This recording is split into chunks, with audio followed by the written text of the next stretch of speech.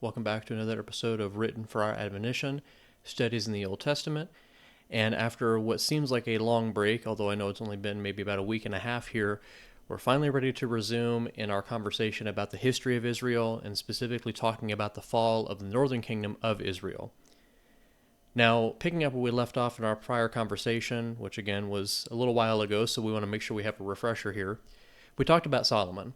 And we understand that Solomon was one of the wisest men in Scripture. He was also one of the wealthiest. And we understand that God blessed him immeasurably in a lot of areas. But there was a problem with Solomon. In 1 Kings chapter 11, we discovered that Solomon was not a faithful man toward the end of his life. He had taken many wives and concubines, and they corrupted his heart because he allowed them to do so. He turned away from God and began serving idols, and the Lord spoke through prophets and told Solomon in very clear terms that the kingdom would be divided because of Solomon's actions. Well, that's exactly what happened after Solomon's death. You see, Rehoboam, which was the king of Judah after Solomon's death, came on the scene, and rather than listen to the wise counsel of the older men who served with his father in his kingdom, he decided to listen to the younger men that were brought up with him. And those younger men advised the king to basically just tell the people of Israel who were concerned about what he was going to do and had legitimate complaints. They basically said to tell them, well, you can just pound sand. Just do whatever you want to do. We're going to make the burden heavier, and you're just having to deal with it. Well, they were not just going to deal with it, and they were able to break off from Judah, and they became their own kingdom, and we now call that kingdom Israel. And they had their own line of kings. They had their own set of problems and issues that came up. And Israel was going to become known as the kingdom of the north and a kingdom of sin. I have here on the slide, though, bringing us to Jeroboam now. So we've really focused on Solomon so far, and as well as Rehoboam, but Rehoboam's counterpart was Jeroboam. Now, Jeroboam was a leader in the time of Solomon. He was a diligent man. He was very strong. He was a leader of a labor force in the time of Solomon. Well, after Solomon's death, he was able to rise up and become a leader of the people of Israel, and especially in the wake of Rehoboam's foolishness, he was well positioned to become the king, and that was also by God's promise that he would become the king. And so that's what happens. And we had briefly talked about how Jeroboam was given a very interesting opportunity, an opportunity that doesn't come to just anybody, and an opportunity that doesn't just come to everybody in every time. And what we mean by that is that Jeroboam was told by God that if he were to do his will, if he were to be a faithful king who obeyed his law and did his will, that he would be blessed, that he would have a dynasty of kings that would come after him, and he would be exalted in his own way, not by man, but by God. And so he was given an opportunity, a once-in-a-lifetime opportunity, a once-in-a-generation opportunity in many respects. And rather than take advantage of that, he was a lackluster king. He chose to turn away from what God promised. He chose to turn away from what God required of him, and basically did his own thing. And so now he has control over the 10 tribes of the north, which are going to become the kingdom of Israel, like we've already talked about. And rather than obeying God, he's going to be driven by fear. And he's going to set the cadence for Israel. We will see as we go through 1st and 2nd Kings, and we're just talking about it in an overview fashion, there is a frequent refrain in 1st and 2nd Kings regarding the kings of the northern kingdom of Israel. And the refrain is that the king walked in the ways of Jeroboam, the son of Nebat, who made Israel sin. And so his legacy becomes one of sin and of fear. Let's just briefly look at 1 Kings chapter 12, verses 25 through 27. In 1 Kings chapter 12, verses 25 through 27, this is what we learn about Jeroboam after he has become king in Israel. So again, they've already had the division of the kingdom. You have the north and you have the south. And here's Jeroboam starting out in his reign doing things that a king typically does. So starting in verse 25, we read this. Then Jeroboam built Shechem in the mountains of Ephraim and dwelt there. Also he went out from there and built Penuel. So he's building cities. Pretty typical thing for a king to do. Nothing really inherently wrong with that. However, notice verses 26 and 27.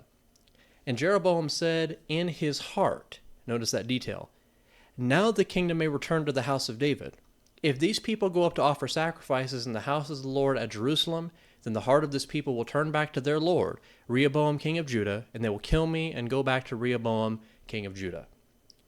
Can you envision some problems from that type of thinking? Consider it like this.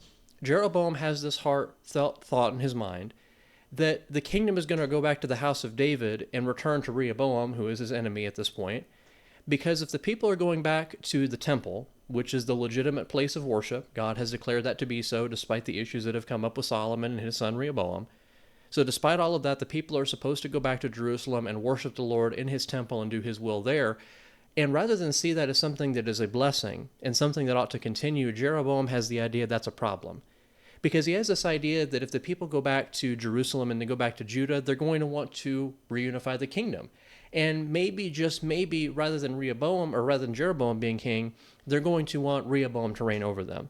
And they're going to want Jeroboam to be put to death and for things to go back to the way they were before. So the king hatches an idea. He comes up with this thought that maybe if he takes the worship that was taking place in Jerusalem and Judah and he adapts it for a modern audience in his own time, and he makes it something appealing to their senses and to their convenience, that they will stay loyal to him. So he's going to have his own priesthood. He's going to have his own places of worship. If you look at verse 29 there, he sets up 2 golden calves. I wonder where he got that idea. One that was in Bethel and one that was in Dan. So he's got idols that have now been built that the people of Israel are worshiping. He's got sinful priests that are not from the division of Levi. They are not the people that God wanted serving in that way. He has his own feast days, his own sacrifices, all of these different things that he invented in his own heart. And it all started in verses 26 and 27 with his fear that he had over the people going back to Judah. Once again, I've already said it, but let's make it clear here. Jeroboam sets the tone for what Israel is going to become. He had an opportunity to set the tone of faithfulness and obedience, of being courageous in the face of fear, but instead he does the exact opposite. He turns away from God. He turns away from his promises and says instead, I'm going to carve out my own path because I'm too scared to go with the path that God set before me. And again, that is going to be a great snare to Israel as their history unfolds, and it's going to be defined by people who go that exact same direction. But Jeroboam was where it all started. He is the root of sin, you might say. And that doesn't justify what came after him, to be sure. But that is to say that he was the starting point for the nonsense that unfolded in Israel and why they were so bad. So going back to our slideshow here, we see that every successive king is going to continue in this same path. We've already mentioned the refrain in 1st and 2nd Kings about Jeroboam being the start of all these sins that are taking place. And we just see it getting worse and worse in Israel as their time goes on as a nation. We turn over to this conversation here about how many kings Israel had. Now, of course, because of the nature of our summary and our overview here, we're not going into detail about every single king. We just talked about Jeroboam in a bit more detail than we might for the others, but in truth, of the 19 kings that Israel has, not every one of them has a lot to commend themselves for. There's not a lot to say about some of them. There were 2 kings that reigned less than a month. You have Zimri, who reigned for 7 days, and you have Shallum, who reigned for a month. I mean, there are some of them that there's not much to tell about what they did other than the evil things that took place even in the brief period that they were kings. But I want you to notice an important detail here that I have as the first bullet point here underneath the heading. Of the 19 kings that Israel has over the span of 200 years, notice this, only 7 dynasties or families ruled. So get this, 19 kings and 7 families rule in that period of time. You have a situation where you might have a dynasty or a family that reigns for maybe 4 or 5 generations, if even that long, before they are overthrown and wiped out and another dynasty takes over and you rinse, wash, and repeat as you go on. You see this constantly happening in Israel. You contrast that with Judah, where Judah always had one dynasty or one family, and that being the house of David. That was the way it was from the time of the division that we've already addressed, all the way to the captivity of Judah, which we're going to be talking about very soon. But in Israel, you have a lot more chaos, a lot more evil that's unfolding. And you see a lot more treachery taking place, a lot more that you just are lamenting as you go through and read about this because it's not the way God wanted it to be. But Israel truly was a kingdom like all the others. They really were no different than the nations around them. They were idolaters. They were as evil as they could be. They had a pretense of doing things that were right, but they really didn't. I mean, it was a bad situation in Israel. Just notice this in our second bullet point here about how many kings of Israel fell by treachery or in battle. You talk about Baasha. He kills Jeroboam's son. So Jeroboam's the first king of Israel. Well, his son Nadab is put to death by an evil man named Baasha. So he becomes king. Well, then after Baasha dies, his son Elah takes the throne and Zimri kills him. And then someone kills Zimri and someone else takes over, that being Omri a little bit later on. Then you have Ahab coming along and becoming king. Well, Ahab doesn't last long because he dies in battle. And then his son Joram, he dies in battle. You have so many situations where this is happening, and it is so chaotic. It is so horrific what's unfolding in the history of Israel, but it drives home the point of how dangerous sin is at a national level, and how dangerous it is to have leaders who are so full of sin and iniquity that they can't see the forest for the trees. I mean, you've got to imagine that these people are just going through the motions and just thinking that the kingdom was all about them and what they wanted, but that was not the reality of the situation. The reality of the kingdom was that they were to be a people who were led by God ultimately, and the king was meant to be his divine representative. And really, if you're honest and look at the scriptures, you really see David as one of the only ones who really understood that. Not the only one, to be sure. There's men like Hezekiah and men like Josiah who had a good understanding of that as well. But it's pretty rare, even in Judah, to find kings who really understood that role of God's divine messenger or his representative to the kingdom. And Israel most certainly did not understand that, nor did their kings. And so they become like all the nations. They dive right into sin. It really drives home the point of how dangerous these things are. And so the inevitable point that we want to make here about Israel is that her fate was going to be captivity. And it wasn't as though that was preordained. It's not as though that had to happen. It was because of her choices.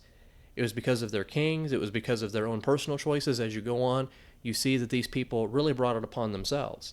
And they were angering God and provoking him to wrath, doing all these evil things. It was the only way it was going to end, unless, of course, they repented, but unfortunately that was not to be. So moving on to this next point here. We find that in Israel, we cannot point to a single example of a faithful king. And by faithful in this case, I mean faithful to God. Now you have one king named Jehu. Now Jehu was somewhat faithful, and I use faithful lightly in his case because I would say he was more obedient to God's command to wipe out the house of Ahab. After that, he really didn't care much about what happened. In fact, let's take a look at this passage here in 2 Kings that I have on the screen. We're going to be looking at 2 Kings chapter 10, verses 28 through 31. And I want you to pay attention to some of the details here about Jehu, and I'm highlighting him for a reason here because although he's not entirely bad, he's most certainly not entirely good either. So again, that's 2 Kings chapter 10, we're looking at about verses 28 through 31 here. And here's what it has to say. Thus Jehu destroyed Baal from Israel. So this is after Jehu has wiped out Baal worship in Israel. He's destroyed the house of Ahab. He's done what God commanded him to do. Notice verses 29 through 31. However, Jehu did not turn away from the sins of Jeroboam the son of Nebat, there's Jeroboam again, who had made Israel sin, that is, from the golden calves that were at Bethel and Dan. And the Lord said to Jehu, because you have done well in doing what is right in my sight, and have done to the house of Ahab all that was in my heart, your son shall sit on the throne of Israel to the 4th generation. So God commends him in verse 30 for fulfilling his command regarding Ahab. That's about it, because again, here's verse 31. But Jehu took no heed to walk in the law of the Lord God of Israel with all his heart, for he did not depart from the sins of Jeroboam, whom had made Israel sin. So even a king that you could say did something good in Israel was not really good when you got down to brass tacks. At the end of the day, the estimation of Jehu is one that's really no different than Jeroboam himself. He continued in the same sins. After all, the text directly says that. He did not depart from the sins of Jeroboam, who had made Israel sin. He saw no reason to wipe out the golden calves. For some reason, he was okay destroying Baal worship, but I guess the golden calf worship was just too far for him to get rid of. But again, the point we're making here is that even a king who did something good was still not really good. We'll contrast that when we talk about Judah a little bit and understand that there was a bit of a difference there with Judah compared to Israel. But nevertheless, I think we really understand here Israel was just ate up with sin. And that every king that they had just continued in that same faithlessness. They continued in that same pattern of disobedience, and it put them on a trajectory to be in captivity very quickly. So going back to our slideshow here, we have to make this point that there were so many prophets who warned Israel. And we're talking again about just the northern kingdom, not even talking about kingdom or the southern kingdom's prophets. We're just talking about what's going on in the northern kingdom. You have prophets like Elijah, Elisha, Amos, Hosea, so many prophets that we could give names for or just look at the text and see how many there were at any given time. In the time of Elijah, for instance, there's hundreds of prophets, all warning the king of Israel at that time, Ahab and his wife Jezebel, to not continue in the same sinful ways they were choosing. You have this over and over and over again with these prophets, making it clear what is going to happen if they don't repent, and they continued anyway. They kept on pressing forward. You have places in Amos and Hosea where it is directly written, you will go into captivity for your sin, and it just fell on deaf ears. Israel just continued on the same path. They persecuted those who told them otherwise. They just were not going to change their ways. And so, of course, we're going to come to the end of the kingdom of Israel in 2 Kings chapter 17, verses 6 through 12, and we find the captivity has come upon them. So we're going to go revisit that passage here in 2 Kings chapter 17, verses 6 through 12, and we're going to read about the captivity. And we're also going to find the reasons that God has given for this captivity in this text. So let's go over to 2 Kings chapter 17, verses 6 through 12, and we'll find out very quickly why this happened to Israel. In the 9th year of Hoshea, the king of Syria took Samaria and carried Israel away to Assyria, and placed them in Halah and by the Habor, the river of Gozan, and in the cities of the Medes. For so it was that the children of Israel had sinned against the Lord their God, who had brought them up out of the land of Egypt, from under the hand of Pharaoh king of Egypt, and they had feared other gods, and had walked in the statutes of the nations whom the Lord had cast out from before the children of Israel, and of the kings of Israel, which they had made. Also the children of Israel secretly did against the Lord their God things that were not right, and they built for themselves high places in all their cities, from watchtower to fortified city. They set up for themselves sacred pillars and wooden images on every hill and under every green tree. There they burned incense on all the high places, like the nations whom the Lord had carried away before them, and they did wicked things to provoke the Lord to anger. For they served idols, of which the Lord had said to them, "You shall not do this thing." The text goes on from there and goes into greater detail about the situation, but I think we get the point. You're dealing with a nation that chose idolatry, starting with Jeroboam back with those 2 golden calves and telling the people of Israel that these were the gods that brought them up out of the land of Egypt and had preserved them for all those years. It was a complete and total lie. It was not right. It was not what the truth of the matter was, and yet Jeroboam went that direction because of fear. And every subsequent king just kept promoting that lie, kept promoting that fearfulness, kept doing things that were wrong in God's sight, just doubling down on wickedness time after time. And you find here in 2 Kings chapter 17 that it's just laid out bare for Israel. It's just laid out bare for why they went into captivity. It's no mystery. They served idols. They did wicked things to provoke God to anger. They were keeping the statutes and commandments of other nations, not of God. They broke his covenant. I mean, we could just continue on and on and on, just heaping more and more on the pile of why Israel was such a bad nation and what they did wrong before God and why he judged them like this. And we see that the roots or the seeds here are sown for what's going to happen later when we talk about Samaria in the New Testament. Well, Samaria was the capital of the northern kingdom. And what happens here because of the captivity and the situation that Assyria puts them through, where they kind of mix and match peoples in the area of Samaria rather. They bring people from all the other nations into this place. That's exactly why Samaria became known as a place of ill repute. It's why the people of Judah viewed them so negatively. I mean, you're seeing a lot of things unfolding here that are so tragic and unfortunate, but were completely avoidable, and yet they were not avoided. And so we see then the legacy of Israel is one of sin, failure, and stubbornness. There's really not much good that you can glean from Israel. There's not much good you can glean from any of their kings. There's really only one occasion you can think of where a king genuinely repented before God, and that's, strangely enough, Ahab. And he repents when he's told that he's not going to be buried properly, which in the ancient world was viewed very negatively and viewed as a divine curse, and so it was. But that's really the only time you can find a king in Israel who genuinely repented and thought differently about his ways than what he had before. But if Ahab's the best that you got, you don't have much good going on for you at all. I mean, he was a king who sold himself to do wickedness in the sight of the Lord. He was provoked to do evil things by his wife. I mean, the guy was pretty worthless in a lot of respects. But he was among his companions when you talk about all the kings of Israel, all 19 of them. They all fell into that same category. Their legacy is one of sin, failure, and stubbornness, as it is for the nation. And I think from this, as negative as it is and as unfortunate as it is, we really can learn a powerful lesson from their unfaithful example. We can learn how easy it is to drift away from God through fear. Think about Jeroboam, once again, the start of it all. The reason he went after idols, the reason he went after a false system of worship was because he was scared. He needed something to prop up his power, which at the heart of it is going to be selfishness. So he has to do something to prop up his power, to do something that's going to make him continue to be king, but he's also doing it from a place of fear. And you see all the other kings continuing that same example. So fear drove them to do things that were wrong. Selfishness drove them to do things that were wrong. Really shows why in the New Testament there's an emphasis on trust and humility before God, because you see where pride and where fear will take you if you allow them to take you that far. We learn the danger of idolatry, how easy it is to be deceived into worshiping that which is not actually God. And that through continuing in that worship and persisting with it and not really ever questioning it and never really wondering maybe we ought to do things differently, then you end up in a situation that's very similar to Israel's. We may not go into physical captivity the way they did. We may not be taken by the Assyrians into captivity. But you better be sure that we might be taken into spiritual captivity by Satan, and we may not even realize it, at least not until it's too late. So we want to learn these lessons and certainly many more lessons from the nation of Israel. There's so much that we can glean from the northern kingdom to really understand the heart of the issue that they faced and why they continued in it, and how we need to reflect on these matters and understand how easy it is for us to fall by the same pattern of disobedience.